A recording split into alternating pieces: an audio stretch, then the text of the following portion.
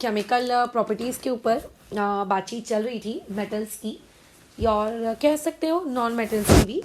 तो अभी तक जो केमिकल प्रॉपर्टीज़ हम लोगों ने स्टडी कर ली है वो ये कि अगर कोई मेटल या कोई भी नॉन मेटल अगर ऑक्सीजन के साथ रिएक्ट करता है, तो अगर उसकी रिएक्शन किसी सॉल्ट सोल्यूशन के साथ करवाई जाए तो। तीसरा पार्ट हमने ये देखा था कि अगर किसी भी मेटल या फिर नॉन मेटल की रिएक्शन आप करवाते हो वाटर के साथ तो क्या होगा। फिर वाटर वाले ही केस में स्टीम वाला केस भी आ गया था। आज हमें जो नेक्स्ट केमिकल प्रॉपर्टी पढ़नी है वो ये कि अगर किसी मेटल्स की रिएक्शन एसिड्स के साथ करवाई गई तो क्या प्रोडक्ट बनेगा। यानी कि आज का हम लोगों का टॉपिक है मेटल्स विथ डाइल्यूट एसिड्स, या फिर फिलहाल के लिए लिख देते हैं मेटल्स प्लस एसिड्स, ये वाली चीज़।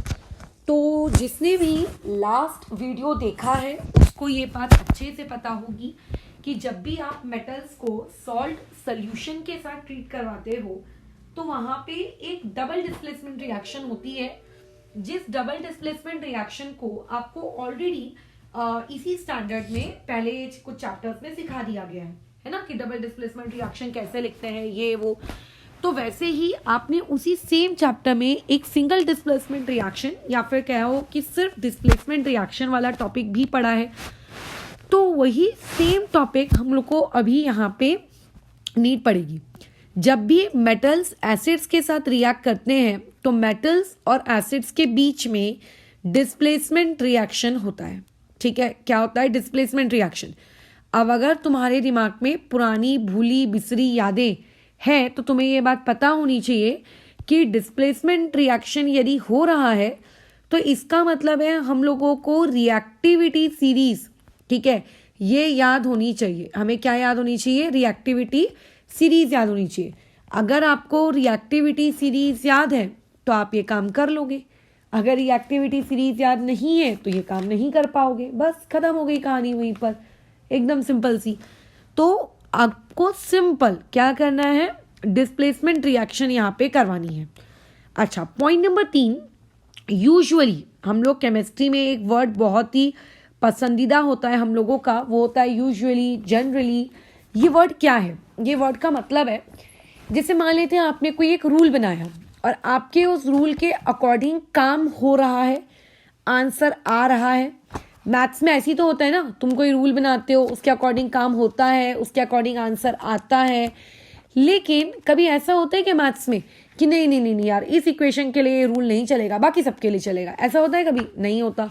बट केमिस्ट्री में होता है। अभी तो तुमने केमिस्ट्री पढ़ी कहाँ है ज़्यादा, 11th से पढ़ना तो शुरू करते हो। तो बेसिकली केमिस्ट्री में ये होता है कि जब आप कोई रूल बनाते हो तो हमेशा वो रूल 100% हर चीज़ों पे एप्लीकेबल रहे ऐसा ज़रूरी नहीं होता। ठीक है, ऐसा बिल्कुल नहीं होता। तो इसीलिए हम लोग वहाँ पे कौन सा वर्ड यूज़ करते हैं? जनरली, ताकि जनरली वर्ड यूज़ करने के बाद हम ये लोगों को बता सके कि देखो किसी एक पर्टिकुलर टॉपिक पे या किसी एक पर्टिकुलर, 2 पर्टिकुलर, 3 पर्टिकुलर रिएक्शंस पे अगर ये रूल नहीं लग रहा है तो उसमें तुम घबरा मत जाना। ठीक है, घबराना मत, ये वाली चीज़ हम लोगों की है। और इसीलिए जनरली हमेशा जब भी मेटल्स के और आप लोगों के एसिड्स के बीच में रिएक्शन होती है तो वहाँ से निकलती है आपके पास एक बहुत ही उपयोगी हाइड्रोजन गैस। क्या प्रोडक्ट में सिर्फ हाइड्रोजन गैस बनता है? नहीं, हाइड्रोजन गैस प्लस वहाँ पे सॉल्ट बनता है। तो देखो, सॉल्ट तो वेरी करेगा, आप कौन सा मेटल ले रहे हो उसके हिसाब से, आप कौन सा एसिड ले रहे हो उसके हिसाब से। बट वहाँ पे एक चीज़ जो हमेशा फिक्स रहेगी, वो फिक्स चीज़ रहेगी आपकी हाइड्रोजन गैस। वहाँ से कौन सी चीज़ निकलती है बाहर? हाइड्रोजन गैस वहाँ से जनरली इवॉल्व होगी। ये पॉइंट तुम्हें याद रखना है। अब अगर तुम्हें ये बात पता चल गई कि हाइड्रोजन गैस इवॉल्व होगी तो एक पॉइंट और अपने छोटे से ब्रेन में याद रखो कि हाइड्रोजन गैस का टेस्ट कैसे किया जाता है। ये भी पुराने चैप्टर में बताया गया है कि जिस भी जगह से आपको ऐसा लग रहा है कि यहाँ से हाइड्रोजन गैस निकल रही है तो आप क्या करो, वहाँ पर जाओ। ठीक है, वहाँ पे जाने के बाद सामने एक बर्निंग कैंडल रखो या मैस्टिक रखो। अगर वहाँ पे तुमको पॉपअप साउंड, जहाँ से वो गैस निकल रही है वहाँ से अगर तुम्हें पॉपअप साउंड अगर सुनाई आता है तो ये बताता है कि वहाँ पे क्या निकल रही है, आप लोगों की हाइड्रोजन गैस। लेकिन बात ऐसी है कि आपके पास जितने भी मेटल्स हैं, सारे मेटल्स हमेशा एसिड्स के साथ रिएक्ट करेंगे, ऐसा नहीं होता है। ठीक है, ऐसा नहीं होता। क्या क्या नहीं होता, हर मेटल एसिड्स के साथ रिएक्ट नहीं करते। जैसे तुम्हारा कोई गोल्ड है, गोल्ड को अगर आप एसिड में डालोगे तो वो रिएक्ट नहीं करता है। सिल्वर रिएक्ट नहीं करता है। 10th तक तो आपको हम यही पढ़ाते हैं, बट जब आप 11th स्टैंडर्ड में मेटलर्जी आप पढ़ोगे 11th एंड 12th में, तो आपको पता चलेगा सिल्वर एक एसिड के साथ रिएक्ट करता है। बट अभी उतनी डिटेल में हम नहीं घुस रहे, वो सब फालतू चीज़ें तुम्हें बता के अभी कोई मतलब नहीं ना, जितना तुम्हारा सिलेबस है उतना बताया जाए। तो यूजुअली आपके जो हाइड्रोजन के नीचे जो मेटल आते हैं ना रिएक्टिविटी सीरीज में, रिएक्टिविटी सीरीज में कौन आता है हाइड्रोजन के नीचे? पहले तो रिएक्टिविटी सीरीज आप लोगों को याद होनी चाहिए। क्या होता है रिएक्टिविटी सीरीज में?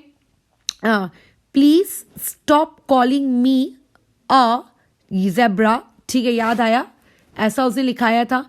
अगर वो याद नहीं है तो बस रिएक्टिविटी सीरीज याद होनी चाहिए, ज़्यादा ज़रूरी है। देखो, ये है आपकी रिएक्टिविटी सीरीज। इस रिएक्टिविटी सीरीज में मैं एलिमेंट्स के कैसा है आपको नाम लिखकर दे देती हूँ।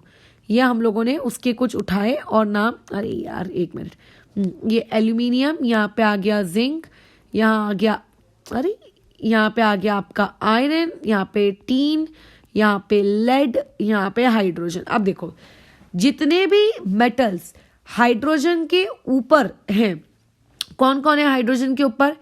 पोटेशियम से लेकर आपके लेड तक। ठीक है, जितने भी मेटल्स हाइड्रोजन के ऊपर है, पोटेशियम से लेकर लेड तक, ये सारे के सारे रिएक्ट कर जाएंगे किसके साथ? आपके एसिड्स के साथ। ठीक है, अच्छा। अब लेकिन हाइड्रोजन के नीचे जो है, कौन है हाइड्रोजन के नीचे? कॉपर होता है, मर्क्यूरी होता है, सिल्वर होता है, गोल्ड होता है। इन बेचारे एलिमेंट्स को अगर आप बोलोगे कि एसिड्स के साथ रिएक्शन शो करो, ठीक है, तो ये डाइल्यूट एसिड्स के साथ या फिर कुछ कुछ लोग तो कंसंट्रेटेड एसिड्स के साथ भी आपकी रिएक्शन शो नहीं करते हैं। तो ये तुम्हें पता होना चाहिए कि हाइड्रोजन के नीचे आने वाले जो लोग हैं वो आप लोगों के क्या नहीं होते। एक मिनट, एक मिनट, चलो। तो ऐसे केस में वो लोग आपके मेटल्स के साथ रिएक्ट नहीं करते। चलो ठीक है, अच्छी बात है, मेटल्स के साथ रिएक्ट नहीं करते, कोई बात नहीं। अब जो लोग करते हैं उनकी रिएक्शन देख लो। तो रिएक्शन लिखना कोई बड़ा काम नहीं है, बस कुछ बातों का ख्याल रखना है। सबसे पहले किसी भी बात का ख्याल रखने से पहले अपन एक जनरल रिएक्शन लिख लेते हैं। अब जब भी मेटल लोगे, मेटल आपका सॉलिड स्टेट में होगा, मर्क्यूरी बाबा को छोड़कर। ठीक है, आप जो भी एसिड लोगे, एसिड की फिजिकल स्टेट लिक्विड नहीं लिखोगे, एक्वस रहेगी। एक एरो का साइन होगा, वहां से हाइड्रोजन गैस बनेगी और सॉल्ट का सोल्यूशन बनेगा। ठीक है, सॉल्ट बनेगा। तो जो सॉल्ट की फिजिकल स्टेट होगी वो भी एक्वस होगी, और हाइड्रोजन गैस निकल रही है तो ऑब्वियसली उसकी फिजिकल स्टेट क्या होगी? गैस होगी। समझ में आ रही है बात खत्म। इतनी सी बात है। अब इस क्वेश्चन के, इस टॉपिक के ऊपर अपन को क्वेश्चन कर लेने। सबसे पहला उठा लो जो मेटल तुम्हें अच्छा लगता है। फॉर एग्जाम्पल तुमने उठा लिया जिंक। ठीक है, अच्छा, जिंक की रिएक्शन करा रहे हो आप HCl के साथ, बताओ प्रोडक्ट क्या बनेगा? तो सबसे पहले जब भी सिंगल डिस्प्लेसमेंट रिएक्शन होती है, सिंगल डिस्प्लेसमेंट रिएक्शन में सबसे पहले कि इंसान को जो चीज सोचनी होती है वो ये सोचनी होती है कि क्या अटैक करने वाला, ठीक है, क्या अटैक करने वाला आप लोगों का मतलब जिस पे अटैक वो कर रहा है, क्या वो अटैक करने के लायक भी है कि नहीं है? ठीक है, मतलब ताकतवर है कि नहीं है, ये बात। तो अभी अटैक कौन कर रहा है ये बताओ? अटैक कौन करेगा? जिंक। किस पे अटैक करेगा? हाइड्रोजन पर। ठीक है, किस पे अटैक करेगा? हाइड्रोजन पर। इसके लिए आपको फर्स्ट चैप्टर यानी कि जिस चैप्टर में ये सिखाया गया था, ठीक है, क्या कहते हैं, डिस्प्लेसमेंट रिएक्शन, वो सब आना आवश्यक है। ठीक है, वो सब आना आपको आवश्यक है। चलो, तो ऐसे में जिंक ने अटैक किया हाइड्रोजन पे, तो जिंक ने होना चाहिए ताकतवर। क्या जिंक आप लोगों का ताकतवर है? ये सोचिए। तो हमने अपना दिमाग लगाया छोटा सा, हमने रिएक्टिविटी सीरीज देखी और रिएक्टिविटी सीरीज से हमने ये पाया कि अरे हाँ यार, जिंक तो ताकतवर होता है रिएक्टिविटी सीरीज से। बराबर कैसे? हाइड्रोजन से, क्योंकि रिएक्टिविटी सीरीज में वो ऊपर है। अब क्योंकि वो रिएक्टिविटी सीरीज में ऊपर है तो हाइड्रोजन को बाहर फेंकेगा, और जब भी हाइड्रोजन बाहर निकलेगा वो अकेला नहीं निकलता, मतलब अकेले H को आप H नहीं लिख सकते, ठीक है, आपको उसको क्या लिखना पड़ेगा, इस तरीके से H2 लिखना पड़ेगा। बराबर, इसको क्या लिखना पड़ेगा आप लोग, H2। अच्छा, बाहर अब बचा कौन, जिंक और Cl को आपने कंबाइन कर दिया, ठीक है, आपने जिंक को क्या कर दिया है, अब कंबाइन कर दिया है किसके साथ, Cl के साथ। तो गधे समान उठाकर ZnCl नहीं लिख दोगे, रफ में जाना, वैलेंसीज के साथ वर्कआउट करना, जिंक की वैलेंसी +2, Cl की वैलेंसी -1, तो फॉर्मूला बन गया ZnCl2। ये अब क्योंकि हाइड्रोजन गैस इवॉल्व होती है तो यहाँ पे एरो का साइन और यहाँ पे क्या लिख देंगे आप, एक्वस। ये इस प्रकार से खत्म हो गया। बस ऐसे ही तुम्हें मेटल्स चेंज कर करके देता जाएगा। अब जैसे एक ये उठा लो, आपके पास सोडियम है, सोडियम को हमने रिएक्ट करवाया HCl के साथ, तो बताओ प्रोडक्ट क्या बनेगा। मैं तो प्रोडक्ट अभी लिखती जा रही हूँ, तुम लोग वीडियो को पॉज करोगे और वीडियो को पॉज कर करके चेक करोगे कि मेरा बनाया हुआ प्रोडक्ट और तुम्हारा बनाया हुआ प्रोडक्ट मैच कर रहा है कि नहीं कर रहा है। तो एज यूजुअल हाइड्रोजन गैस तो इवॉल्व होगी ही होगी, प्लस यहाँ पे बन जाएगा NaCl। ठीक है, किसी रिएक्शन में अगर बैलेंसिंग की आवश्यकता है तो मैं बैलेंसिंग नहीं कर रही हूँ, बैलेंसिंग का काम आपके लिए रखा गया है, ठीक है। अच्छा, और फिजिकल स्टेट भी एग्जाम हॉल में तुम लिख लेना। सोडियम के बदले उठा लेते हैं मैग्नीशियम को, मैग्नीशियम प्लस HCl, बोलो क्या हो जाएगा। हाइड्रोजन गैस तो निकलेगी क्योंकि मैग्नीशियम अटैक करेगा H पर, और अटैक करने वाला आपका ज्यादा ताकतवर होना चाहिए, तो जो कि है, क्योंकि मैग्नीशियम हाइड्रोजन से ऊपर आता है रिएक्टिविटी सीरीज में, वो तो करेगा। बट प्रोडक्ट क्या बनेगा, प्रोडक्ट विल बी MgCl2। कैसे MgCl2, मैग्नीशियम की वैलेंसी होती है +2 और Cl की वैलेंसी होती है -1, so therefore the product will be MgCl2। ये इस तरीके से, ठीक है। अच्छा, लेकिन एक बात हमेशा याद रखना, जैसे मैंने ये कहा कि हर मेटल आपके एसिड्स के साथ रिएक्ट नहीं कर सकता, तो उसी प्रकार से अगर आप ये सोचते हो कि किसी मेटल की एसिड्स के साथ रिएक्शन बहुत ही विगरस है, जैसे कि सोडियम और पोटेशियम जब ऑक्सीजन के साथ रिएक्ट करते थे तो उनकी रिएक्शन देखो कितनी खतरनाक होती थी, है ना। लेकिन वही सेम रिएक्शन मैग्नीशियम में उतनी खतरनाक नहीं है, एल्यूमिनियम या आयरन में तो बिल्कुल भी खतरनाक नहीं है। तो हर मेटल एक्सप्लोसिवली रिएक्ट करेगा किसी भी पर्टिकुलर चीज के साथ, या कोई मेटल धीरे धीरे रिएक्ट करेगा, या सब धीरे रिएक्ट करेंगे, सब फास्ट रिएक्ट करेंगे, ऐसा नहीं होता। किसी भी दूसरी चीज के साथ किसी भी मेटल या नॉन मेटल की रिएक्शन उसकी रिएक्टिविटी पर डिपेंड करती है।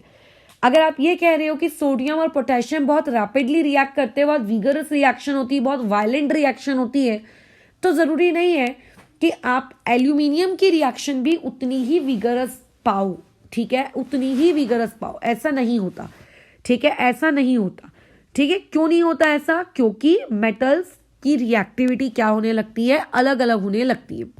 अब जैसे for example you have aluminium, aluminium को आपने रिएक्ट करवाया HCl के साथ, बोलो प्रोडक्ट क्या होगा। एल्यूमिनियम अटैक करेगा H पे, H अकेला बाहर नहीं जाएगा, वो बाहर जाके क्या हो जाएगा, H2 बन जाएगा, प्लस यहाँ पे प्रोडक्ट आ जाएगा AlCl3। ये हो गया, है ना, ये अपना एक टॉपिक डन हो गया। अच्छा, फिर उसके अलावा मान लेते हैं लोहा है, लोहे के ऊपर तुम लोग एसिड डालने के बारे में सोच रहे हो, तो इसकी रिएक्शन तो और भी ज़्यादा स्लो होती है, और भी ज़्यादा स्लो होती है, ठीक है। क्या होगा यहाँ से प्रोडक्ट, अच्छा, इस रिएक्शन को करते वक्त Fe की वैलेंसी कितनी लेनी है, इस बात का ध्यान रखना है। क्यों, क्योंकि Fe की 2 वैलेंसीज होती हैं। अगर पेपर में लिखकर दिया गया है कि +2 वाला लेना है तो अच्छी बात, अगर नहीं दिया है तो +2 और +3 में से किसको लोगे, +2 को लोगे, ठीक है। अगर मेंशन किया है कि कौन सी वैलेंसी लेनी है तो कोई दिक्कत नहीं है, लेकिन अगर मेंशन नहीं किया है तो आप +2 वाला लेंगे। तो क्या हो जाएगा प्रोडक्ट में H2 तो निकलेगा, आ जाएगा FeCl2। अब ऐसा तुम अपने दिमाग में ना बिल्कुल भी दिमाग में मत लेकर आना कि सिर्फ आप HCl के साथ ही क्यों रिएक्शन करा रहे हो, मैं H2SO4 के साथ भी रिएक्शन करवा सकती हूँ, वो भी तो एक एसिड है। जैसे मैग्नीशियम प्लस H2SO4, बताओ क्या होगा? मैग्नीशियम अटैक करेगा H पर, H बाहर जाएगा। H चाहे अकेला हो या चाहे यहाँ पे H के सामने 2 लगा हो, यहाँ पे H के आगे 3 लगा हो, H के आगे 1 लाख लगा हो, कुछ भी लगा हो, H हमेशा बाहर निकल के H2 ही बनेगा। याद रखना, H3 नहीं हो सकता, H4 नहीं हो सकता, H5 नहीं हो सकता, ठीक है, H2 ही बनेगा। और दूसरा प्रोडक्ट क्या बनेगा? देखो, मैग्नीशियम की वैलेंसी +2, SO4 की valency -2, so product will be what? MgSO4, ये रहेगा आपका प्रोडक्ट। ठीक है, तो ऐसा अपने दिमाग में बिल्कुल भी मत बैठा लेना कि हमेशा रिएक्शन HCl के साथ होती है। आप रिएक्शन को सल्फ्यूरिक एसिड, H2SO4 का नाम क्या होता है? H2SO4 का नाम होता है sulphuric acid. Metals dilute sulphuric acid के साथ भी रिएक्ट करते हैं। ठीक है, ये लोग भी रिएक्ट करते हैं। ऐसा नहीं है कि सिर्फ आपको हाइड्रोक्लोरिक एसिड के साथ लिखवा रहे हैं तो सिर्फ हाइड्रोक्लोरिक एसिड के साथ ही रिएक्शन होगी। ठीक है, अब जैसे मान लेते हैं मैग्नीशियम की जगह पोटेशियम होता, पोटेशियम प्लस H2SO4। अब बताओ ये क्या बना लेगा? H तो बाहर निकल के H2 ही बनाएगा, K और SO4 को कंबाइन करना है। तो देखो K की वैलेंसी कितनी होती है? K की वैलेंसी होती है +1, SO4 की वैलेंसी होती है -2। अब ये K इस 2 से मल्टीप्लाई हुआ, then it will become K2 और यहाँ पे आ जाएगा SO4, K2SO4। एक्वस होगी इसकी फिजिकल स्टेट, बराबर। अच्छा, अब मान लेते हैं यहाँ पर हमने एल्यूमिनियम ले लिया, एल्यूमिनियम की रिएक्शन मैंने करवा दी H2SO4 के साथ, तो गैस तो कौन सी निकलेगी? गैस तो आपकी हाइड्रोजन ही निकलेगी, लेकिन प्रोडक्ट क्या बनेगा वो उस पर बात करते हैं। एल्यूमिनियम की वैलेंसी +3, SO4 की वैलेंसी -2, ये ऐसे बोलो क्या आएगा आंसर? 2 Al से मल्टीप्लाई होने गया तो ये देखो Al2। अब देखो यहाँ पे लोग गलती क्या कर देते हैं, ये लिख देते हैं SO4, 4 3 जा 12, मतलब ये कर देते हैं ये हरकत। ऐसे नहीं करना है, ये जो 3 मल्टीप्लाई होगा ना, ये 3 आपके पूरे के पूरे SO4 के साथ ही मल्टीप्लाई होगा, मतलब SO4 को ऐसे ब्रैकेट में रखना और बाहर में ऐसा 3 लिखना है। सो ये बन गया एल्यूमिनियम सल्फेट। क्या नाम होगा इसका? एल्यूमिनियम। Al मतलब एल्यूमिनियम, SO4 मतलब सल्फेट। वैसे ही K मतलब आप लोगों का पोटेशियम और SO4 मतलब सल्फेट, तो it will become potassium sulphate, है ना। अच्छा, अब देखो यहाँ पे मैंने एल्यूमिनियम की रिएक्शन HCl के साथ कराई थी, तो प्रोडक्ट क्या बना था? AlCl3। तो इसको हम लोग कैसे लिखेंगे? इसको हम लोग लिखेंगे एल्यूमिनियम, Cl मतलब व्हाट? Cl मतलब क्लोराइड, बराबर बराबर। तो क्लोराइड अगर लगा है मतलब एसिड कौन सा वाला लिया गया होगा? हाइड्रोक्लोरिक एसिड, बराबर। अगर एसिड क्लोराइड वर्ड दिख रहा है आपके सॉल्ट में तो इसका मतलब आपने एसिड कौन सा लिया है? Hydrochloric acid. अगर आपको सल्फेट वर्ड दिख रहा है आपके सॉल्ट में, इसका मतलब जो एसिड रिएक्शन के लिए लिया गया है वो एसिड कौन सा वाला एसिड है? Sulphuric acid. कौन सा वाला एसिड है? Sulphuric acid. लेकिन क्या ये सल्फ्यूरिक एसिड आप लोगों के सभी मेटल्स के साथ रिएक्ट करेगा क्या? तो ऑब्वियस है कि अगर तुम इस सल्फ्यूरिक एसिड को कहोगे कि जाओ तुम भला कॉपर के साथ रिएक्शन शो करो, तो ये कॉपर के साथ कोई रिएक्शन शो नहीं करेगा। क्यों नहीं करेगा? क्योंकि जब ये कॉपर अटैक करने जाएगा हाइड्रोजन पे, तो याद रखना डिस्प्लेसमेंट रिएक्शन का पहला नियम आपका अटैक करने वाला ताकतवर होना चाहिए, है ना। अटैक करने वाला आप लोगों का क्या होना चाहिए? ताकतवर होना चाहिए। तो कॉपर तो हाइड्रोजन से रिएक्टिविटी सीरीज में नीचे आता है, तो ये तो लेस पावरफुल है, तो इस केस में ये रिएक्शन नहीं होती। इसका आंसर आएगा नो रिएक्शन। तो गधे समान कोई भी अगर टीचर ने मेटल दे दिया और मेटल के बाजू में एसिड लिख के दे दिया, तो एसिड और मेटल का रिएक्शन का प्रोडक्ट मत लिख देना, ठीक है, बराबर है, मत लिख देना, उसमें बुद्धि चलाना। क्या जिसका अटैक आप करवा रहे हो, क्या वो अटैक करने वाला कहीं आप लोगों का रिएक्टिविटी सीरीज में, ठीक है, आपके मेटल से का हाइड्रोजन से, सॉरी क्या है, नीचे तो नहीं है? अगर नीचे है तो आंसर आएगा नो रिएक्शन, ठीक है। अगर नीचे है तो आंसर आएगा नो रिएक्शन। जैसे अगर मान लेते हैं यहाँ पे कॉपर प्लस HCl भी यदि होता, तो आखिर कॉपर अटैक किस पे कर रहा है? H पे कर रहा है तो H तो कमजोर है, सॉरी कॉपर तो कमजोर है, तो कॉपर तो उसको हिला नहीं सकता उसकी जगह से, तो इसका आंसर आएगा नो रिएक्शन। ठीक है, कई बार देखो ऐसा होता है कि टीचर लोग लिख देती है Ag प्लस HCl और हम लोग बड़े मजे से लिख कर आ जाते हैं AgCl प्लस गधे समान H2। ये नहीं करोगे, डोंट डू दिस। क्यों नहीं करना है? क्योंकि अटैक कर रहा है Ag किस पे? H पर। Ag is not powerful because it lies below the hydrogen in reactivity series. So answer will be, correct answer will be क्या होगा यहाँ पे? इसका करेक्ट आंसर होगा नो रिएक्शन। ठीक है, इसका करेक्ट आंसर क्या होगा? No reaction. इसीलिए यहाँ पे कोई भी प्रोडक्ट नहीं बनेगा। तो हमने अभी तक क्या क्या बातें सीखी? पहला ये सीखा कि हर मेटल हाइड्रोजन के साथ रिएक्ट नहीं करता। जो मेटल्स रिएक्टिविटी सीरीज में हाइड्रोजन के नीचे आते हैं वो लोग कभी भी मेटल्स मतलब एसिड्स के साथ रिएक्ट नहीं कर सकते। ठीक है, जैसे कि कॉपर, सिल्वर, गोल्ड है ना, मर्क्यूरी, इस प्रकार के लोग। जो मेटल्स आपके रिएक्टिविटी सीरीज में हाइड्रोजन के ऊपर आते हैं वो लोग एसिड्स के साथ रिएक्शन कर जाते हैं। अच्छा, रिएक्शन करने के बाद प्रोडक्ट क्या बनता है? प्रोडक्ट बनता है सॉल्ट प्लस हाइड्रोजन गैस। चलो ठीक है, यानी कि इससे ये सीख मिलती है कि metal plus acid is giving you salt plus hydrogen gas. और हाइड्रोजन गैस जो है वहां पे वो तो गैस है तो फिजिकल स्टेट तो G होगी। सॉल्ट और एसिड इन दोनों की फिजिकल स्टेट क्या होगी? एक्वस। और मेटल की फिजिकल स्टेट क्या होगी आप लोगों के? सॉलिड। बराबर, ये आ गया, इतनी सीख हमें मिली। फिर हमने ये सीखा कि चाहे आप हाइड्रोक्लोरिक एसिड लो, ठीक है, या फिर आप sulphuric acid low, copper, silver, gold in dilute acids के साथ काम नहीं करेंगे। बराबर। और अगर आपने इनके अलावा वो एलिमेंट्स लिए जो हाइड्रोजन से ऊपर है रिएक्टिविटी सीरीज में, तो हाइड्रोजन गैस निकलेगी। कौन सी गैस बाहर जाएंगी? Hydrogen gas. हाइड्रोजन गैस को आप कैसे पता लगाओगे कि वो हाइड्रोजन गैस ही है जो बाहर जा रही है? अगर आपने जिस जगह से हाइड्रोजन गैस बाहर जा रही है अगर उसके सामने आपने क्या रख दिया, एक बर्निंग मैचस्टिक रख दी या कैंडल रख दी, तो आपको पॉपअप साउंड सुनाई देगा। अब देखो यहाँ पे रोल में आता है सबसे इंपॉर्टेंट प्राणी। इंपॉर्टेंट प्राणी इज नाइट्रिक एसिड। इस नाइट्रिक एसिड के बहुत जलवे हैं। Formula of nitric acid is HNO3। देखो हमें क्या लगता है, यूजुअली हम क्या सोचते हैं कि जब जब मेटल्स की रिएक्शन एसिड्स के साथ की जाएगी तब तब हाइड्रोजन गैस निकलेगी। अभी अभी हमने ऊपर बातचीत की, बैलेंसिंग आपका काम है बाय द वे। लब क्या नाइट्रिक एसिड यानी कि HNO3 क्या ये एक एसिड है? तो तुम बोलोगे हाँ ये तो एक एसिड है। तो तुम्हारा ऐसी अंदर से फीलिंग आती है कि अच्छा मेटल प्लस आप लोगों का नाइट्रिक एसिड, चलो तो मेटल प्लस नाइट्रिक एसिड में आप लिख दोगे बड़े मजे से सॉल्ट प्लस हाइड्रोजन गैस।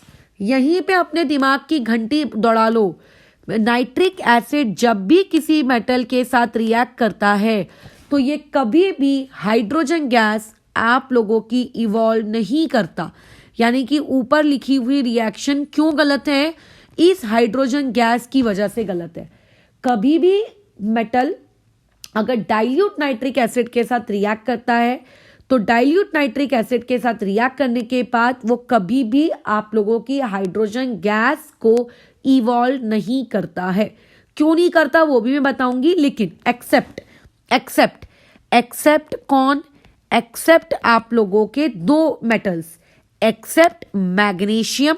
ठीक है, मैग्नीशियम यानी कि Mg, और दूसरा आप लोगों का मेटल हो गया मैंगनीज। ठीक है, दूसरा मेटल कौन सा हो गया? मैंगनीज। ये बहुत इंपॉर्टेंट पॉइंट है, इससे एमसीक्यू धाए धाए क्रिएट होते हैं। काफी इंपॉर्टेंट है कि ऐसे दो मेटल्स का नाम बताओ जो नाइट्रिक एसिड के साथ रिएक्ट करने के बाद हाइड्रोजन गैस इवॉल्व करते हैं। ठीक है, हाइड्रोजन गैस इवॉल्व करते हैं, बाकी कोई नहीं करता। ठीक है, बाकी कोई नहीं करता। ठीक है, फॉर अदर्स अगर आप बाकियों की बात करो, जो बाकी आपके मेटल्स वगैरह बच गए हैं, अगर आप उन लोगों की बात करो तो वो बाकी लोग बाकी मेटल्स में यदि आपने क्या डाल दिया, नाइट्रिक एसिड डाल दिया। तो नाइट्रिक एसिड उनके साथ रिएक्ट करने के बाद आप लोगों को वहां पे प्रोड्यूस करके देता है दूसरी गैसेस। ठीक है, क्या प्रोड्यूस करके देता है, दूसरी गैसेस। अब दूसरी गैसेस के नाम पे कौन कौन सी गैसेस वो प्रोड्यूस कर सकता है।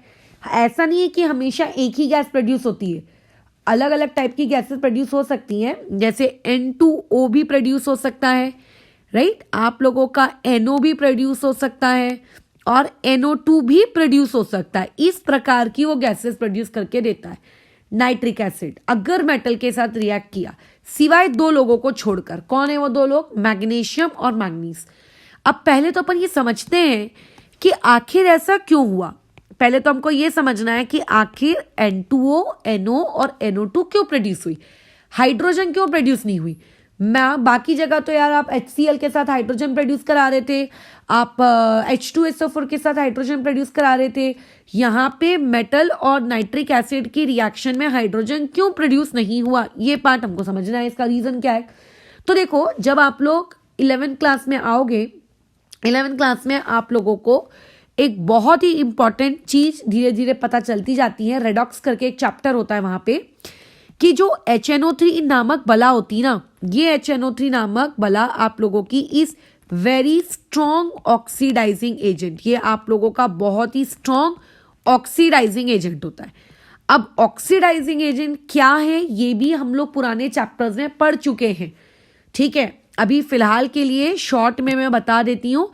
ऑक्सीडाइजिंग एजेंट का मतलब जो खुद का, ठीक है, जो खुद का रिडक्शन करता है, जो खुद को रिड्यूस करता है, जो खुद का रिडक्शन करता है, ठीक है, जो खुद को रिड्यूस करेगा, ठीक है, लेकिन जो दूसरों को क्या कर देगा, आप लोगों का, मेरी हिंदी बहुत गलत हो सकती है, मैं भूल चुकी हूँ हिंदी लिखना, लेकिन दूसरों को ऑक्सीडाइज करेगा। ठीक है, दूसरों को वो क्या करेगा, ऑक्सीडाइज करेगा। ठीक है, ऑक्सीडाइज करेगा, खुद को रिड्यूस करेगा लेकिन दूसरों को ऑक्सीडाइज करेगा। ऐसी स्पीशीज को हम लोग क्या कहते हैं, आप लोगों का ऑक्सीडाइजिंग एजेंट। तो जो आपका HNO3 आप जो यहाँ पे एसिड यूज करते हो, ये एसिड एक बहुत ही स्ट्रॉन्ग ऑक्सीडाइजिंग एजेंट होता है। ठीक है, ये एसिड क्या होता है, आप लोगों का बहुत ही स्ट्रॉन्ग ऑक्सीडाइजिंग एजेंट। अब होता क्या है, क्या उस रिएक्शन में, मेटल प्लस HNO3 की रिएक्शन में, क्या हाइड्रोजन गैस नहीं बनती है। ठीक है, उस रिएक्शन में हाइड्रोजन गैस बनती है तो फिर दिखती क्यों नहीं है हमको, हमें पॉपअप साउंड क्यों सुनाई नहीं आ रहा। आप बोल रहे हो कि नहीं बनती है, N2O, NO2, फिर आप ये बोल रहे हो बनती है। देखो, वहां पे जब भी मेटल और जब भी नाइट्रिक एसिड रिएक्ट करते हैं, वहां पे हाइड्रोजन गैस फॉर्म होती है, H2 गैस वहां पे प्रोड्यूस होती है। ठीक है, लेकिन होता क्या है, जैसे ही H2 गैस उस रिएक्शन में प्रोड्यूस होती है, तुरंत दौड़कर आता है नाइट्रिक एसिड। ठीक है, H2 गैस प्रोड्यूस्ड, ठीक है, ये याद रखना, जैसे ही H2 गैस प्रोड्यूस होती है, आपके नाइट्रिक एसिड के दिमाग में एकदम साइलेंसर बजने लगता है, H2 gas, H2 gas, H2 gas, H2 gas, और तुरंत ये नाइट्रिक एसिड दौड़कर जाता है हाइड्रोजन गैस के पास। और हाइड्रोजन गैस के पास जाने के बाद वो उस हाइड्रोजन गैस का क्या कर देता है, ऑक्सीडेशन कर देता है। क्या कर देता है, ऑक्सीडेशन कर देता है। और ऑक्सीडेशन करने के बाद बनता क्या है, ये कन्वर्ट कर देता है हाइड्रोजन गैस को पानी में। किस में कर देता है कन्वर्ट, पानी में, बराबर। और पानी में किसमें, हाइड्रोजन गैस को किस में कन्वर्ट कर देता है, आपके पानी में। हाइड्रोजन गैस का ऑक्सीडेशन करा देता है और हाइड्रोजन गैस को किस में कन्वर्ट कर देता है, पानी में। सोचो, क्योंकि नाइट्रिक एसिड का काम क्या है, दूसरों को ऑक्सीडाइज करना। तो देखो, H2 के पास पहले O नहीं था और अब H2 के बाजू में O आ गया, यानी कि उसने हाइड्रोजन का क्या कर दिया, ऑक्सीडेशन कर दिया। और लेकिन खुद का वो क्या करेगा, खुद का तो रिडक्शन करेगा। और यही HNO3 खुद का रिडक्शन कर लेता है और खुद का रिडक्शन कर लेने के बाद ये कुछ भी बना सकता है। ये NO2 भी बन सकता है, ये N2O भी बन सकता है, ये NO भी बन सकता है। ठीक है, लेकिन ये खुद का इस HNO3 ने क्या करा लिया, रिडक्शन। तो हुआ क्या कि जब भी मेटल और जब भी नाइट्रिक एसिड को साथ में रखा जाता है तो मेटल और नाइट्रिक एसिड साथ में रहने से क्या होता है, क्या वहां पे हाइड्रोजन गैस नहीं बनती? नहीं, वहां पे हाइड्रोजन गैस बनती है, लेकिन हाइड्रोजन गैस के बनने के तुरंत बाद, तुरंत मतलब instantly, as soon as hydrogen gas बनती है, उस हाइड्रोजन गैस को कन्वर्ट कर दिया जाता है H2O में। कौन करता है? Nitric acid. और खुद नाइट्रिक एसिड किस में कन्वर्ट हो जाता है? NO2 में, N2O में और NO में। इनमें से किसी में भी वो कन्वर्ट हो सकता है। और ऑब्वियस है कि सॉल्ट तो बनेगा ही बनेगा अगर मेटल और एसिड्स के बीच में रिएक्शन हो रही है तो। ठीक है, अगर एसिड्स और सॉल्ट्स के बीच में रिएक्शन हो रही है तो रट्टा नहीं मारते हैं कि नहीं मेटल और नाइट्रिक एसिड के बीच की रिएक्शन में भी हाइड्रोजन गैस निकलेगी। बिल्कुल नहीं निकलती।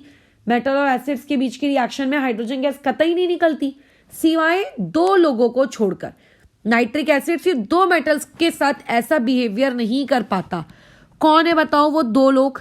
वो दो गद्दार लोग हैं आप लोगों के मैंगनीज। ठीक है, आप लोगों के मैंगनीज और दूसरा वो गद्दार लोग है आपका मैग्नीशियम।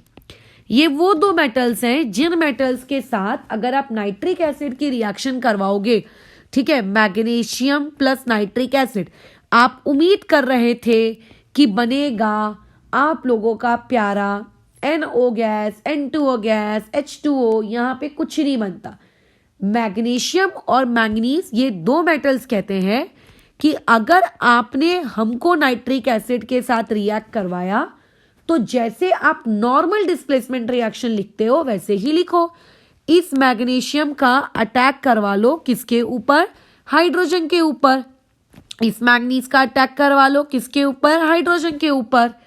तो हाइड्रोजन बाहर जाएगा, H2 बना लेगा, और साथ ही साथ में हम लोग बना लेंगे आप लोगों का सॉल्ट। ये सॉल्ट मैंने कैसे बनाया? मैग्नीशियम की वैलेंसी +2, NO3 की वैलेंसी -1।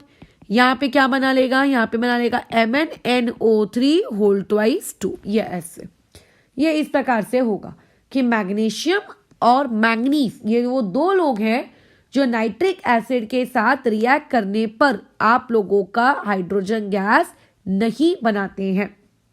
ठीक है, सॉरी, नाइट्रोजन ऑक्साइड वाली गैसेस नहीं बनाते हैं, हाइड्रोजन बनाते हैं, जो कि HNO3 के नॉर्मल बिहेवियर से अजीबोगरीब है। ठीक है, अच्छा, अब इसी टॉपिक के अंडर में एक बहुत ही इंटरेस्टिंग टॉपिक आता है, दैट इज एक्वा रीजिया। ठीक है, दैट इज एक्वा रीजिया। इसके बारे में आप लोगों ने ऑलरेडी सुना रखा होगा। ठीक है, इसको हम लोग बहुत ही लैटिन भाषा में रॉयल वाटर के नाम से ही जानते हैं। इस साल तो देखो CBSE वालों का स्पेशली आया है कि हमेशा आप बोलते रहते हो स्टूडेंट्स और पेरेंट्स की syllabus out of question out of the syllabus पूछे गए, आउट ऑफ द सिलेबस पूछे गए। तो कुछ भी आउट ऑफ द सिलेबस नहीं पूछा जाता है। टेक्स्ट बुक्स में जो एक्टिविटी के बॉक्सेस होते हैं, जो डू यू नो के बॉक्सेस होते हैं, चाहे स्टेट बोर्ड हो या चाहे CBSE बोर्ड हो, उन बॉक्सेस से भी क्वेश्चन आएंगे बराबर। तो इसी बॉक्स का ये कहना है कि aqua regia is known as royal water. अब एक्वा रीजिया नामक भला बनती कैसे है? तो देखो, एक्वा रीजिया में हम दो एसिड्स को मिक्स करते हैं। ठीक है, हम एक एसिड नहीं लेते, हम दो एसिड लेते हैं। एक लेते हैं हम लोग concentrated nitric acid, nitric acid मतलब HNO3, और दूसरा हम लोग लेते हैं कंसंट्रेटेड हाइड्रोक्लोरिक एसिड। साफ साफ आपको पूछा जा सकता है कि व्हाट इज एक्वा रीजिया, तो आपको पता होना चाहिए aqua regia is a mixture of concentrated hydrochloric acid and concentrated of nitric acid. ये इन दोनों का रेशियो है, मतलब इन दोनों का मिक्सचर है। अब लेकिन यहाँ पर आपको एक ना रेशियो फॉलो करना पड़ता है। वो रेशियो क्या होता है? वो रेशियो होता है 1:3 का। यानी कि एग्जाम्पल के तौर पे इसको हम समझाते हैं। फॉर एग्जाम्पल, धनश्री कहती है कि वो HNO3 का 3 ml लेगी वो। तो फिर वहां से तोशित ये कहेगा कि मैं HCl को क्या 3 ml लूंगा? नहीं, 1:3 का रेशियो है ना, मतलब HNO3 का 1 हिस्सा और HCl का 3 हिस्सा। तो तोशित कहेगा मैं उसे ट्रिपल लूंगा, मतलब कितना लेगा? 9 ml लेगा। ये ऐसा लेगा सच दैट कि HNO3 डिवाइडेड बाय HCl 1:3 के रेशियो में होने चाहिए। ठीक है, ये पैटर्न। फॉर एग्जाम्पल, कल को आयुष ये कहता है कि HNO3 को वो क्या लेगा? 12 ml लेगा। तो फिर वहां पे HCl कितना लेगा फिर ये बलराज, वो ये कहेगा कि मैं HCl लूंगा 36 ml। क्यों? क्योंकि 12 डिवाइड बाय 36 का रेशो कितना आना चाहिए आप लोगों का, 1:3 आना चाहिए। तो इस पार्ट से भी एक छोटा सा MCQ या फिर आप लोगों का कोई भी 1 मार्क क्वेश्चन क्रिएट किया जा सकता है। क्या ये चीज आउट ऑफ द सिलेबस है? नहीं, ये चीज तो सिलेबस की है, 1:3 का रेशियो। तो आपसे क्वेश्चन ले लेगा कि 2 लड़के हैं या एक लड़का है, वो लैब में एक्वारीजिया बना रहा है। एक्वारीजिया बनाते वक्त वो उसका कंपोजिशन भूल गया, उसने एसिड HNO3 ले लिया 5 ml। तो आप उस लड़के की हेल्प करिए कि बताइए उसको कि HCl उसने कितना लेना चाहिए कि एक्वारीजिया बन जाए।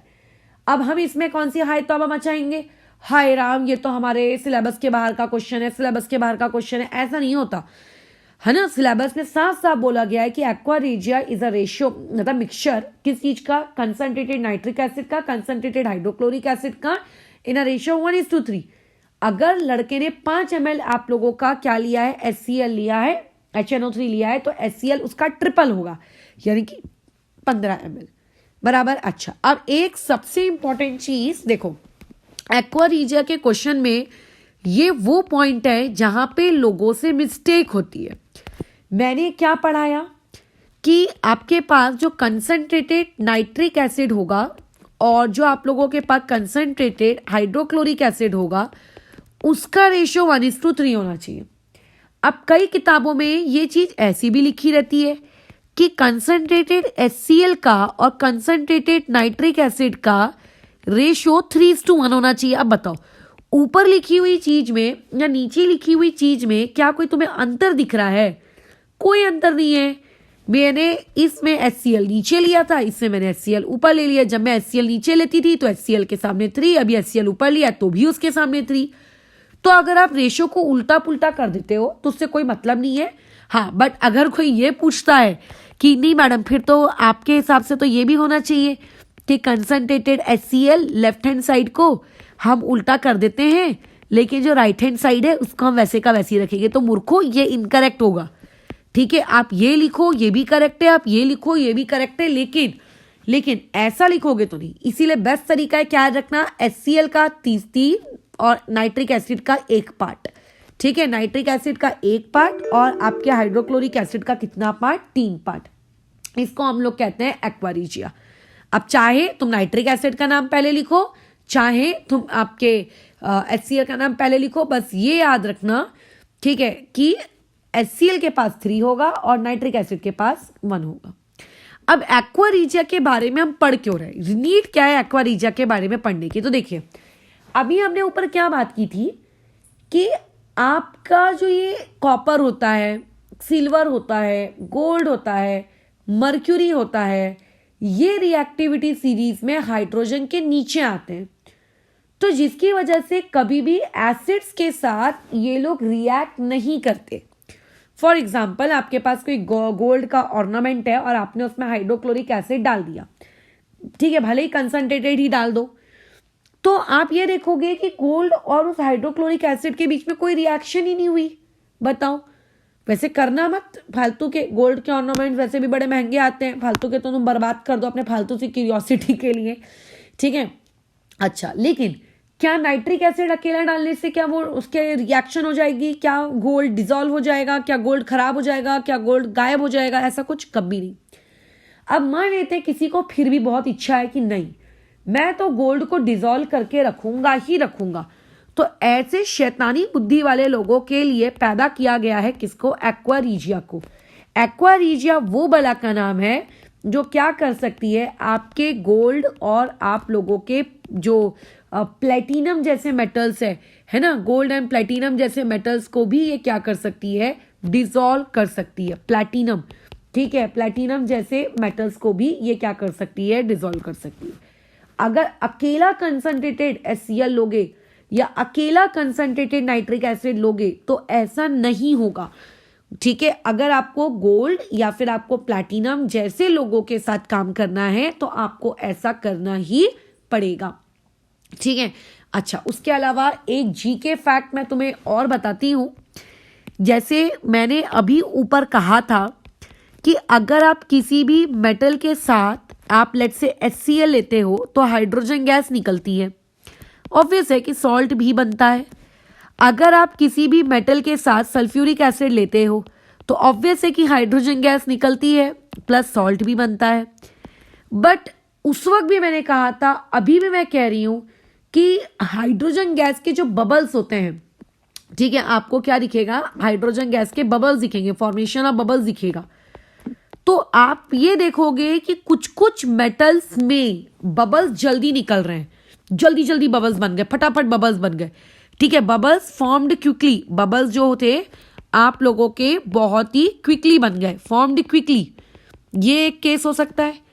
एक केस ये भी हो सकता है कि बबल्स जो बन रहे थे वो बबल्स कैसे बने, आप लोगों के स्लोली बने। तो ये बबल्स स्लोली बने, बबल्स क्विकली बने, इससे क्या समझ में आता है? बबल्स अगर क्विकली बन रहे हैं मतलब जल्दी से हाइड्रोजन गैस प्रोड्यूस हुई, जल्दी से हाइड्रोजन गैस प्रोड्यूस हुई, इसका मतलब जल्दी से रिएक्शन हुई। तो अगर किसी भी रिएक्शन में आपको हाइड्रोजन गैस जल्दी दिख रही है, बबल्स जल्दी दिख रहे हैं, तो आप ये कह सकते हो कि वहां पे मतलब रिएक्टिविटी उस मेटल की हाई है, ठीक है, रिएक्टिविटी उस मेटल की कैसी है, हाई है। क्योंकि वो हाईली रिएक्टिव मेटल है तभी तो पटाख से रिएक्ट कर गया। और अगर बबल्स उसके कंपेयर में स्लोली बन रहे हैं तो इसका मतलब उस पर्टिकुलर चीज की रिएक्टिविटी कैसी है, कंपैरेटिवली स्लो है या लेस है, ठीक है। तो कल को ऐसा भी क्वेश्चन आ सकता है कि श्याम ने देखा कि एक टेस्ट ट्यूब में बबल्स को बनने में लग गए 2 मिनट और राम ने देखा कि एक टेस्ट ट्यूब में बबल्स को बनने में लगे 10 सेकेंड। तो बताओ राम वाला मेटल ज्यादा रिएक्टिव हुआ कि श्याम वाला मेटल ज्यादा रिएक्टिव हुआ? तो जहां बबल्स जल्दी बनेंगे वो वाला मेटल आप लोगों का क्या होगा, ज्यादा रिएक्टिव होगा। अब इस टॉपिक पे ना मैं तुम्हें एक रिएक्शन दिखाती हूँ। ये रिएक्शन आप लोगों के जो स्टेट बोर्ड की जो किताब है उसमें है। देखो ये बहुत ही बढ़िया रिएक्शन है, ये कायदे से तुम्हारे इसमें भी होनी चाहिए थी बट अनफॉर्चुनेटली नहीं है। कहाँ गई, यहाँ ऊपर ही कहीं थी। ये देखो यहाँ पे भी वही सारी बातचीत है जो अपन ने पढ़ा कि मैग्नीशियम को HCl के साथ रिएक्ट किया, H2 बना, ये क्या, देखो हर जगह H2 का जिक्र है। अच्छा, फिर यहाँ पे क्या बोला है, reaction of metals with nitric acid. तो उसमें भी अपन ने यही कहा था कि N2O बनेगा, NO भी बन सकता है, N2O भी बन सकता है। अब यहाँ पे देखिए मैंने क्या कहा था, यूजुअली हाइड्रोजन के नीचे आने वाले लोग आपके एसिड्स के साथ रिएक्ट नहीं करते, कहा था ना। फिर मैंने क्या कहा था, जब तुम 11th में आओगे मेटलर्जी पढ़ोगे उसमें तुम्हें पता चलेगा कि सिल्वर भी रिएक्ट करता है, गोल्ड भी रिएक्ट कर रहा है कुछ लोगों के साथ, तो वो बात का पार्ट है। बट 10th स्टैंडर्ड में ही देखो इन लोगों को एक रिएक्शन लिखकर दी हुई है कि अगर कॉपर को आपने कंसंट्रेटेड नाइट्रिक एसिड के साथ रिएक्ट किया, कॉपर HCl के साथ रिएक्ट नहीं करेगा। एकदम दिमाग में ठूस लो कि अगर कॉपर को आपने HCl के साथ रिएक्ट करवाया तो होगा नो रिएक्शन, चाहे HCl कंसंट्रेटेड ले लो कि चाहे HCl डाइल्यूट ले लो, ठीक है, कोई फर्क नहीं पड़ता, वो किसी के साथ भी रिएक्शन नहीं करेगा। कॉपर को अगर आपने H2SO4 के साथ रिएक्ट कराया तो वो वहां से देगा नो रिएक्शन। लेकिन इसी कॉपर को अगर आप नाइट्रिक एसिड के साथ रिएक्ट कराते हो, डाइल्यूट भी हो सकता है, कंसंट्रेटेड भी हो सकता है, तो प्रोडक्ट बनेगा। दोनों प्रोडक्ट में देखो क्या अंतर है, सिवाय इस गैस के, कंसंट्रेटेड में ये बन रही है गैस और डाइल्यूट में ये बन रही है। और बैलेंसिंग तो फिर ऑब्वियस है कि आप लोगों का बदलेगी ही बदलेगी। लेकिन इससे तुम लोगों को एक सीख और मिलती है जो अपनी नोट्स कॉपी में लिख के रख लेना, एक ऐसा मेटल जो रिएक्टिविटी सीरीज में हाइड्रोजन से नीचे आता है, हाइड्रोक्लोरिक एसिड के साथ रिएक्ट नहीं करता, सल्फ्यूरिक एसिड के साथ रिएक्ट नहीं करता, बट नाइट्रिक एसिड के साथ रिएक्ट करता है, वो कौन है, copper. Obviously CBSE board exam में ये रिएक्शन पूछी नहीं जाएगी बट ये पता होना चाहिए कि वो मेटल कौन है, कॉपर। और बाकी स्टेट बोर्ड वालों के रिस्पेक्ट से अगर देखें तो ये तो उन लोगों के लिए बहुत इंपॉर्टेंट रिएक्शन है, बैलेंसिंग प्लस यहाँ पे गैस का कंफ्यूजन कि किस पार्ट में NO2 निकली, किस पार्ट में NO निकली, ये उनके टीचर्स उनको पूछ सकते हैं, है ना। अच्छा, एक चीज मैं और तुम्हें बताती हूँ, अभी मैंने तुम्हें क्या बोला था, मैंने तुम्हें देखो कैसा पढ़ाया था, मैंने तुम्हें क्या बोला था, नाइट्रिक एसिड और कंसंट्रेटेड हाइड्रोक्लोरिक एसिड, इन दोनों का जो रेशियो है वो कितना होना चाहिए आपका, 1:3 होना चाहिए, ये मैंने तुमसे कहा था। फिर मैंने ये भी कहा था कि कुछ कुछ टेक्स्ट बुक्स में ऐसा भी लिखा रह सकता है, कंसंट्रेटेड हाइड्रोक्लोरिक एसिड पहले और कंसंट्रेटेड नाइट्रिक एसिड बाद में। इसका ये मतलब बिल्कुल नहीं है, इसका ये मतलब बिल्कुल नहीं है कि वो गलत लिखा है। आप हाइड्रोक्लोरिक के आगे 3 लगा दो और नाइट्रिक के आगे 1 लगा दो, बस खत्म हो गई बात। तो ये आपको समझना है कि आप हाइड्रोक्लोरिक को पहले लिख रहे हो कि आप नाइट्रिक को पहले लिख रहे हो, वो मैटर नहीं करता। बस मैटर ये करता है कि हाइड्रोक्लोरिक के पार्ट 3 होना चाहिए और नाइट्रिक का पार्ट 1 होना चाहिए। और ये तो डायग्राम चाहे स्टेट बोर्ड के हो या चाहे सीबीएसई के हो, बड़ा ही इंपॉर्टेंट डायग्राम है। इस डायग्राम से बहुत सारे क्वेश्चन पूछे जा सकते हैं। ठीक है, आपसे पहला क्वेश्चन यहां से पूछा जाएगा कि यहाँ पे जो ये बबल्स दिखे, ये बबल्स किस चीज के हैं। ठीक है, ठीक है, बबल्स किस चीज के हैं, तो आपको वहां बताना पड़ेगा कि ये बबल्स हाइड्रोजन गैस के हैं। फिर यहां से एक क्वेश्चन नंबर 2 पूछा जाएगा, how will you identify hydrogen gas. तो जैसे मैंने स्टार्टिंग में ही बता दिया था कि हाइड्रोजन गैस को आइडेंटिफाई करने के लिए आप क्या करोगे, पॉपअप टेस्ट करोगे। अगर आपको ये जो डिलीवरी ट्यूब है ना, देखो यहां से देखो कैंडल लगाई, अरे यार कहाँ चला गया, देखो इस आपकी डिलीवरी ट्यूब से हाइड्रोजन गैस नीचे आ रही है, हाइड्रोजन गैस पानी में गई, फिर पानी से बाहर आ रहे उसके बबल्स, बराबर। इसने यहाँ पे क्या लगा दिया, एक कैंडल रखी, तो कैसा आ रहा है hydrogen gas, cracking noise. Cracking noise का मतलब वही होता है पॉपअप साउंड। तो इससे आपको ये कंफर्म होगा कि आप हाइड्रोजन गैस का टेस्ट कैसे कर रहे हो, ये पूछा जा सकता है। वो ये तुमसे पूछ सकता है कि यहाँ पे कौन सा मेटल लेंगे, तो तुम बोलोगे कोई भी मेटल ले लो। ठीक है, बस हाइड्रोजन से रिएक्टिविटी सीरीज में कैसा होना चाहिए, ऊपर होना चाहिए, है ना। फिर तुमसे बोलेगा किसी एक मेटल को लेके रिएक्शन लिखकर दिखाओ, तो आप मेटल की रिएक्शन लिखकर दिखाओगे। फिर आपसे ये पूछ लेगा कि बताओ कि अगर वहां पे एसिड के बदले में हमने HNO3 लिया होता तो क्या वहां पे तब भी हाइड्रोजन गैस निकलती, तो आप बोलते कि नहीं, तब उस केस में हाइड्रोजन गैस नहीं निकलती, तब उस केस में क्या निकलता, आप लोगों का नाइट्रिक एसिड निकलता, सॉरी आपका NO और NO2 निकलता। तो ये इस तरीके का काम है। तो इस प्रकार से हम लोगों के मेटल्स किस तरीके से एसिड्स के साथ रिएक्ट करते हैं हमने पढ़ लिया। अब बात आती है कि यदि आपके पास नॉन मेटल्स हैं और अगर आप नॉन मेटल्स को रिएक्ट करवा रहे हो किस चीज के साथ, एसिड्स के साथ अगर आप रिएक्ट करा रहे हो, तो बोलो क्या प्रोडक्ट बनेगा। तो एक बात का हमेशा ध्यान रखना है कि नॉन मेटल्स जो होते हैं आप लोगों के कभी भी एसिड्स के साथ रिएक्शन नहीं देते हैं। ठीक है, नॉन मेटल्स आपके एसिड्स के साथ रिएक्शन नहीं देते। फॉर एग्जाम्पल तुम्हारा मन कर रहा है, ठीक है, तुम्हारा मन कर रहा है कि कार्बन प्लस HCl कर लेते हैं, चलो, तो इसका आंसर आएगा नो रिएक्शन। तुम्हारा मन कर रहा है सल्फर का रिएक्शन करा लो HCl के साथ, तो इसका आंसर आएगा नो रिएक्शन। सल्फर नेचर में कभी अकेला नहीं होता है, सल्फर हमेशा 8 के झुंड में चलता है। जैसे हाइड्रोजन कभी भी अकेली नहीं होती, कैसी होती है, H2, ठीक है, वैसे ही। अच्छा, अगर आप बोलोगे चलो फास्फोरस के रिएक्शन करा लो, वैसे ही फास्फोरस 4 के झुंड में रहता है, तो वो बोलेगा नो रिएक्शन। नॉन मेटल्स कभी भी डाइल्यूट एसिड्स के साथ रिएक्ट नहीं करते, कभी नहीं करते। ठीक है, कभी नहीं करते। आपको वहां पे कभी भी हाइड्रोजन गैस नहीं दिखेगी, they never form H2 gas. अब कभी H2 गैस ही यदि फॉर्म नहीं हो रही है, इसका मतलब क्या कि वहां पे नॉन मेटल्स आप लोगों के रिएक्ट नहीं किए। अब पेपर में ना क्वेश्चन पूछा जाता है काहे, रीजन। अरे जो सिंपल सी चीज है, कोई भी चीज मेटल और नॉन मेटल हो, एसिड के साथ जब रिएक्शन करती है तो रिएक्शन करने का जो उसका तरीका होता है वो होता है डिस्प्लेसमेंट रिएक्शन। उस डिस्प्लेसमेंट रिएक्शन में नॉन मेटल वाले लोग जो कि अटैक कर रहे हैं वो रिएक्टिविटी सीरीज में जरूर क्या होंगे, नीचे होंगे, वो हाइड्रोजन को डिस्प्लेस नहीं कर पाए। तो उसमें सीधा सा आंसर लिखेंगे हम लोग, कैनॉट डिस्प्लेस H+। क्या नहीं कर पाए वो लोग, cannot displace hydrogen from acid. Acid के अंदर से वो लोग हाइड्रोजन को निकाल के बाहर फेंक नहीं पाए क्योंकि वो लोग क्या थे, कमजोर थे।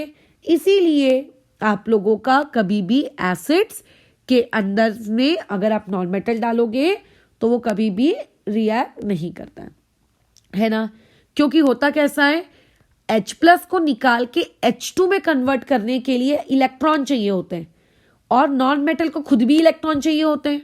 ठीक है, एसिड्स के अंदर में जो H होता है ना वो H+ होता है। अब हम जब उसको प्रोडक्ट में लिखते हैं तो हम तो उसको H2 लिखते हैं, यानी कि H+ को कन्वर्ट किया गया H2 में। H प्लस से H2 जाने के लिए इलेक्ट्रॉन दिया जाता है, ठीक है, इलेक्ट्रॉन देना पड़ता है H को, इलेक्ट्रॉन खाता है H और फिर खुद को कन्वर्ट करता है H2 में, बराबर। देखो एसिड्स के अंदर में जैसे HCl है, तो HCl के अंदर में आपको H2 नहीं दिखता, आपको H नहीं दिखता, वहां पे H प्लस दिखता है। H प्लस का मतलब क्या होता है? जीरो न्यूट्रॉन्स, न्यूट्रॉन्स की संख्या जीरो, क्योंकि हाइड्रोजन में न्यूट्रॉन नहीं होते। प्रोटॉन की संख्या एक, और प्लस के साइन की वजह से इलेक्ट्रॉन बराबर यहाँ पे कितना? जीरो। बेचारे हाइड्रोजन के पास 21 इलेक्ट्रॉन था, उसको भी तुमने प्लस का साइन लगा के भगा दिया। अब जब ये चीज प्रोडक्ट में कन्वर्ट होती है, तो प्रोडक्ट में कन्वर्ट होने के बाद बन जाता है H2, ठीक है। न्यूट्रॉन तो अभी भी जीरो ही रहते हैं, प्रोटॉन हो जाते हैं दो, कोई दिक्कत नहीं, दो H को जोड़ रहे हो तो ऑब्वियसली प्रोटॉन तो दो हो जाएंगे, लेकिन इलेक्ट्रॉन भी हो जाते हैं दो।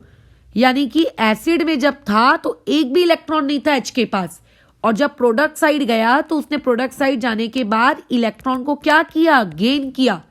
ये इलेक्ट्रॉन कहां से आता है? ठीक है, ये इलेक्ट्रॉन कहां से आता है? तो ये इलेक्ट्रॉन उड़कर हवा से तो आएगा नहीं, ये इलेक्ट्रॉन को सप्लाई करता है मेटल, ठीक है, या फिर नॉन मेटल, जो भी आप लेते हो साथ में। तो मेटल्स के बारे में इतनी जानकारी तो तुमको है कि मेटल्स कभी भी इलेक्ट्रॉन खुद के पास नहीं रखते, मेटल्स हमेशा इलेक्ट्रॉन को डोनेट करते हैं। तो जब भी मेटल्स और एसिड के बीच में रिएक्शन होती है तो मेटल्स इलेक्ट्रॉन डोनेट कर लेता है, और एसिड के अंदर में जो H है वो इलेक्ट्रॉन ले लेता है। तो एक देने वाला एक लेने वाला। लेकिन जब बारी आती है नॉन मेटल्स की, तो नॉन मेटल्स ना बदतमीज होते हैं, वो बोलते हैं हमको भी इलेक्ट्रॉन एक्सेप्ट करने की आदत है। तो ऐसे में नॉन मेटल भी बोलता है मैं भी इलेक्ट्रॉन रखूंगा, और हाइड्रोजन के यानी कि जो H प्लस है वो बोलता है मैं भी इलेक्ट्रॉन रखूंगा। तो हाइड्रोजन को इलेक्ट्रॉन देगा कौन? क्योंकि देने वाला तो बोल रहा है मैं रखूंगा, मैं नहीं दूंगा, जा मेरे को नहीं देना।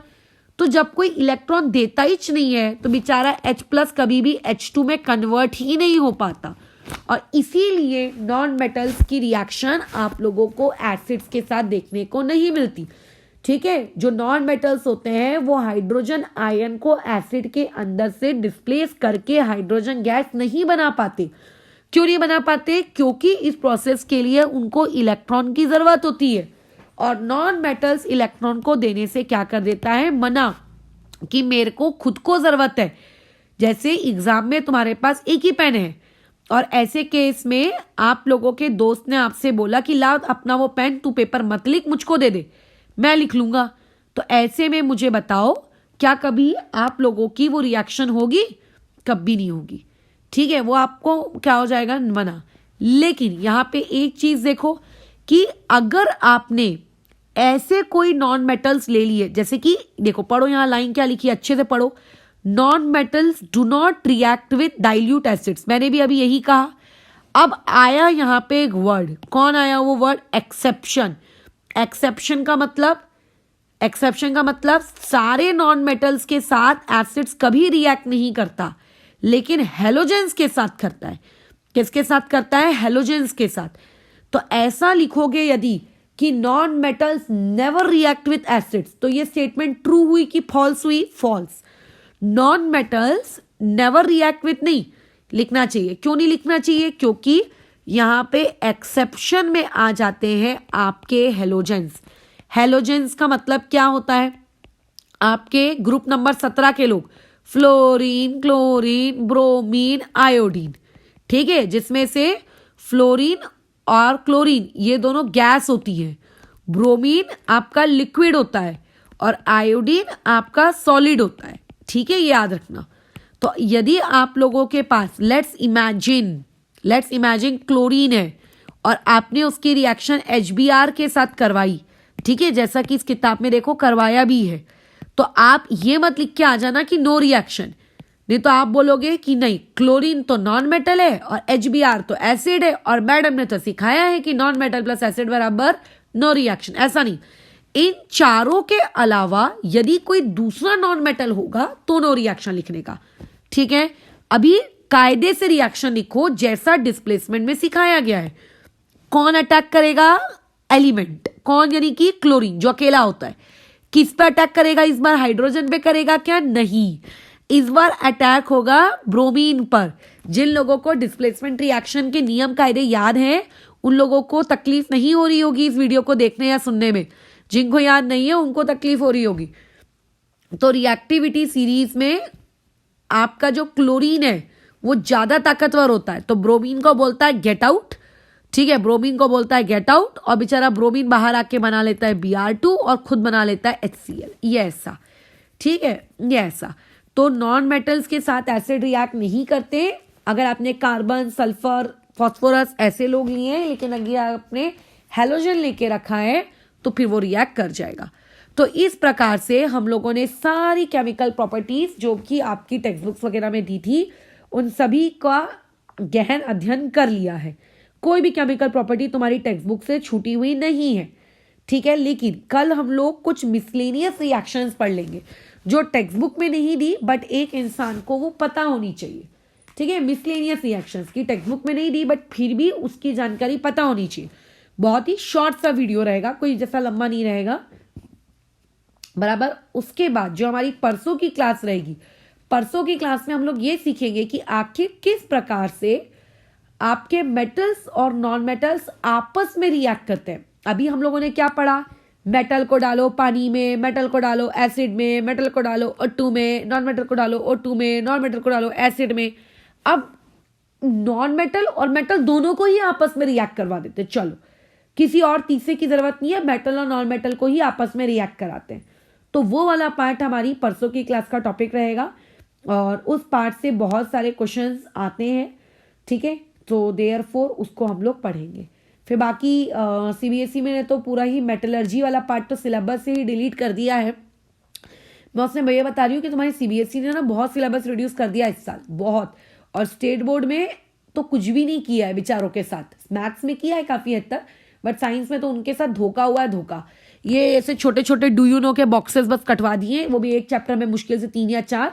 बाकी बड़े बड़े आंसर, बड़ी बड़ी चीज़ें सब वैसी की वैसी है उनकी, सब कुछ वैसे का वैसी है। CBSE ने बस किया, पूरी मेटलर्जी हटा दी, पीछे का पूरा करोजन हटा दिया। उन बेचारों को तो भी मेटलर्जी पढ़नी है, उनके सिलेबस में ये है चीज़, ठीक है। तो तुम लोगों का भी टॉपिक क्या रहेगा कल की? एक मिसलेनियस रिएक्शन, उसके बाद आयोनिक कंपाउंड, यानी कि मेटल और नॉन मेटल किस प्रकार से रिएक्ट करते हैं। बस तुम्हारा मेटल एंड नॉन मेटल का सिलेबस खत्म CBSE में। अब उन लोगों को तो मेटलर्जी भी पढ़ना है, उनको सब पढ़ना है, उनके इसमें कुछ ज़्यादा खास रिड्यूस नहीं है सिवाय छोटे छोटे टॉपिक्स को लेकर, ठीक है। तो इस चीज़ को अभी हम रोकते हैं। इन केस अगर तुम में से किसी को किसी भी प्रकार का कोई डाउट पैदा होता है तो बताओ, उसको पूछो, चुप मत बैठो, ठीक है।